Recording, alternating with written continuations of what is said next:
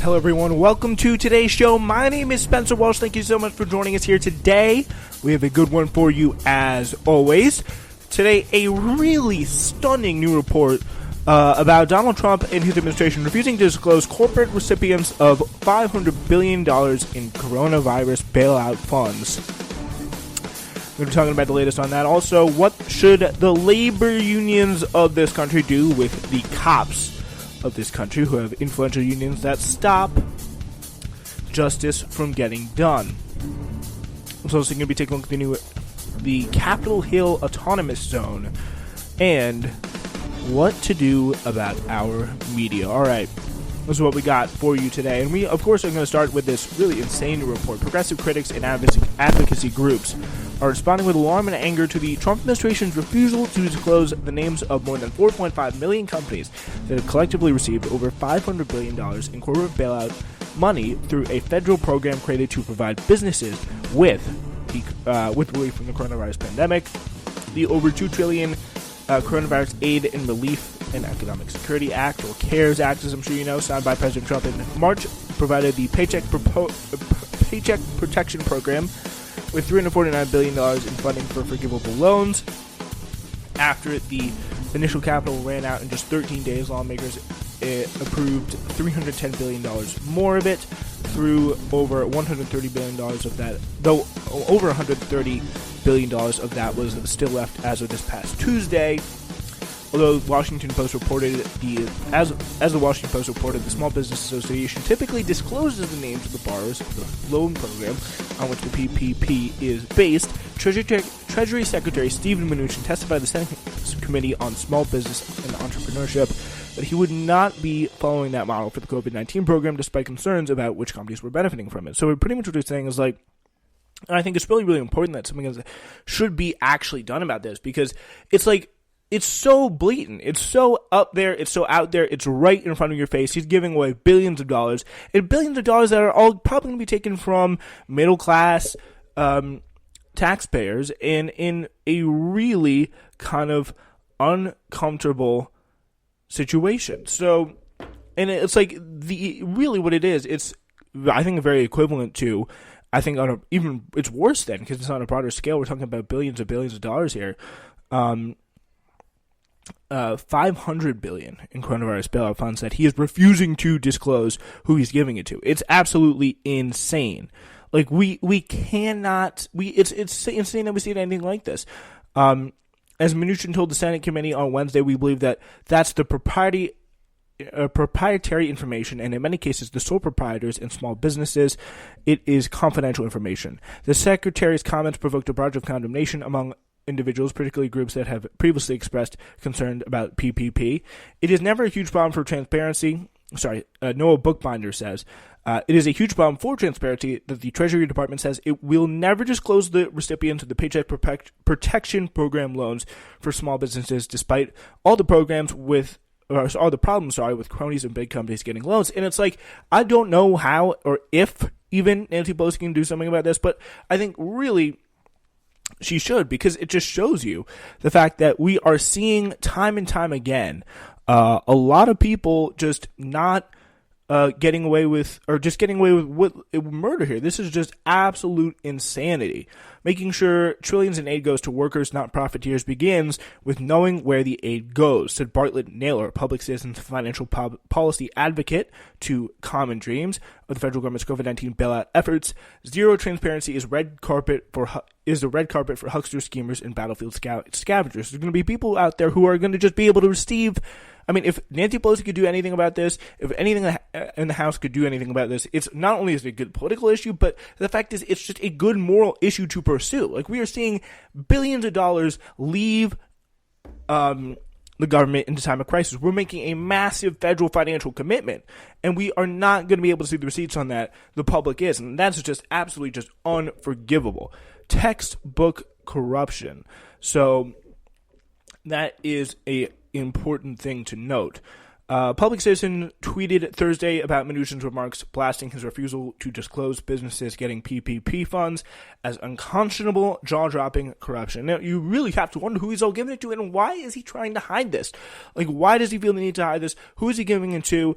And it's just basic corruption happening right in front of our eyes. I think this is a huge story. I think a lot of people should know about this because it's outrageous. It's mind-blowingly outrageous. So Progressive swiftly obviously echoed the group's critique in their own tweets, including Fordham University law professor Zephyr Teachout writing, "This is outrageous and exactly what was going to happen and exactly why many of us opposed CARES as written." I think it's going to be another thing too, because of course the Democrats can never really come out looking completely good on this, but we had pretty much, I think, everyone except for Alexandria Ocasio-Cortez voting for this bill, which, as we knew at the time, I mean, it wasn't that hard to see, especially if you're looking at this from a progressive perspective.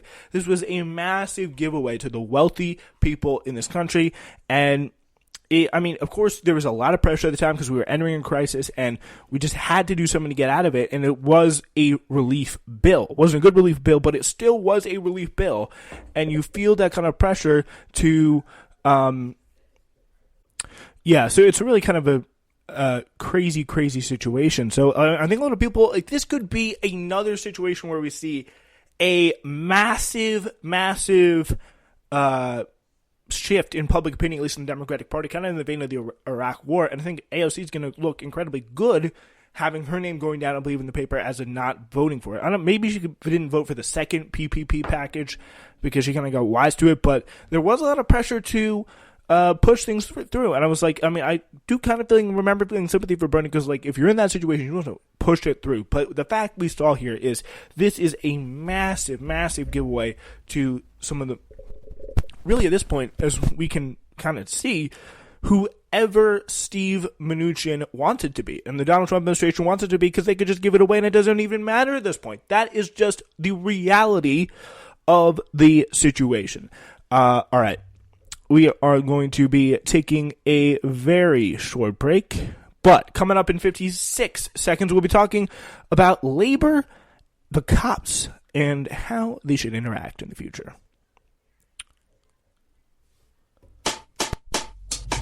Ladies and gentlemen, I cannot thank you enough for listening to programming from the Spencer Walsh Radio Network.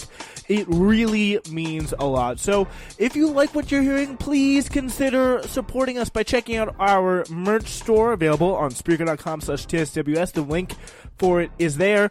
Also, if you like what you're hearing, feel free to leave us a review on wherever or however you listen. You can do it on Spreaker by leaving a positive comment, and of course on iTunes by rating and reviewing us 5 stars, and on whatever possible program or site that you listen to SWRN on, leave a nice review, leave a good comment, let us know your feedback, and also if it's negative too, I always welcome constructive feedback. Thank you so much for listening, and now let's get back to your show. All right, ladies and gentlemen, we are talking about a very, very interesting situation that I do want to talk a little bit more about here, and it is the relationship between labor and the cops. So this week, in the wake of, this is a piece about it by Paul Blast in the Discourse blog, I'm going to start by, to use that as our jumping off point for today's discussion.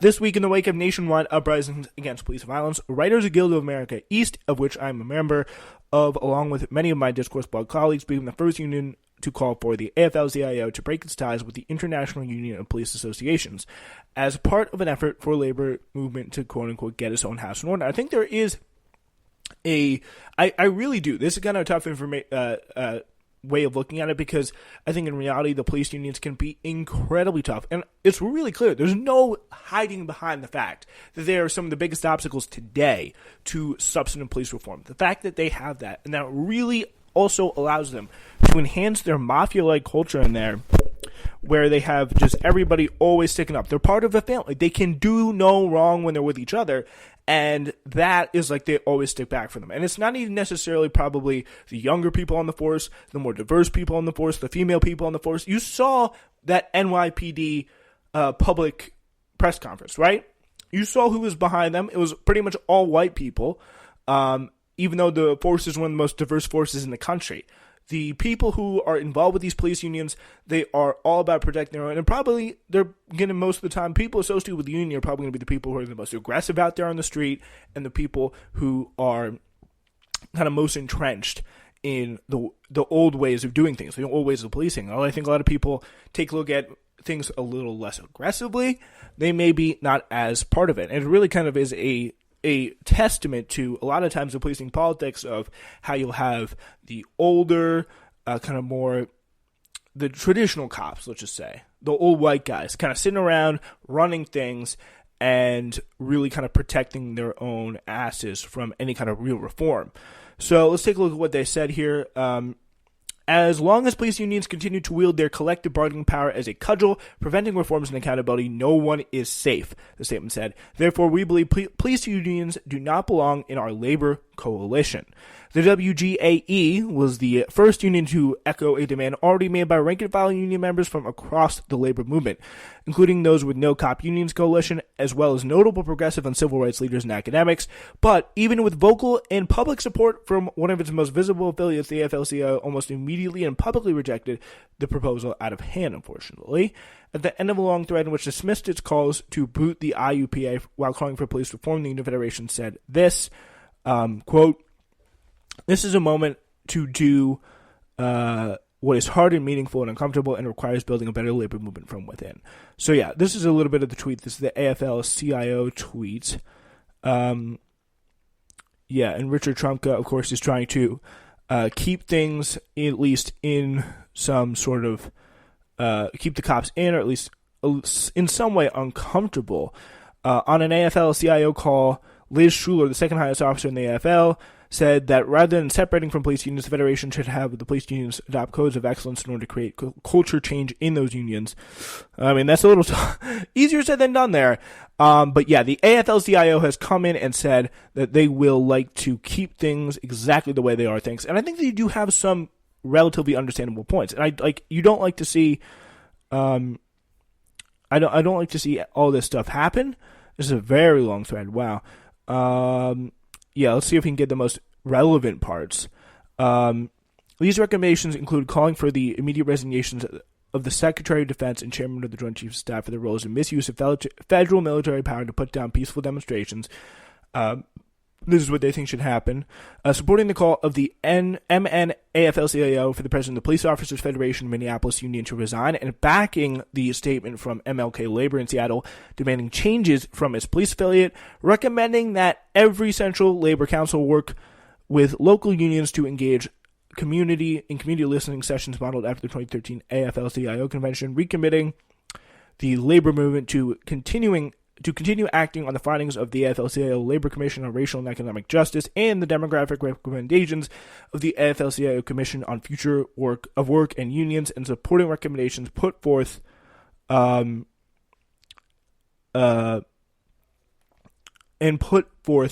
the Leadership Conference on Civil Rights and Human Rights to crack down on police brutality.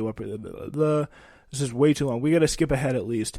I think law enforcement unions. The murder of George Floyd has put a renewed focus on police unions. All right, we respectfully take a different view when it comes to the call for most of the AFL-CIO to cut ties with the IUPA, which is the Police Unions International Association. First and foremost, we believe police officers and everyone who works for a living have the right to collective bargaining. And again, I think I think the way they have it is good, but I think there is a case to be made in this kind of situation. I think it's gone too far. I totally sympathize with the way, I do think that everyone who works for a living has the right to collective bargaining. But I do think, I did kind of believe this. I did kind of side with the AFL-CIO maybe a week ago, but I have come around on this. The statements are no surprise as they echo comments defending police unions made by both AFL-CIO head Richard Trumka and much more offensively, Lee Saunders, AFSCME president Lee Saunders, who said, just as it was wrong when racists went out of their way to exclude black people from unions, it is wrong to deny this freedom to police officers today, which is quite a way of putting it. Police officers, again, kind of making them a race in a weird way. It's easy to see why the AFL-CIO would cling to cops when you look at the numbers. The IUPA has over 100,000 members. The WGAE, according to council member and discourse poet laureate